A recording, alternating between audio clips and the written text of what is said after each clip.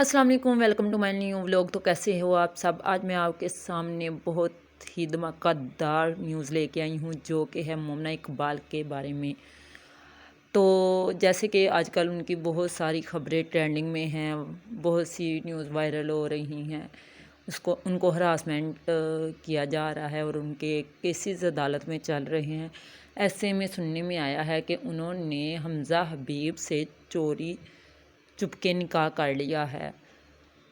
और ये न्यूज़ हमज़ा हबीब ने खुद अदालत में दी है कि मोमना इकबाल अब मेरी बीवी है और उस पे किसी किस्म का कोई दबाव ना दिया जाए, उसको हरासमेंट ना किया जाए। वो अदालत में पेश हो गए और उन्होंने मोमना इकबाल के हक़ में फ़ैसला दिया और उन्होंने बताया कि हमने निकाह कर लिया है और अब मोमना इकबाल मेरी बीवी है।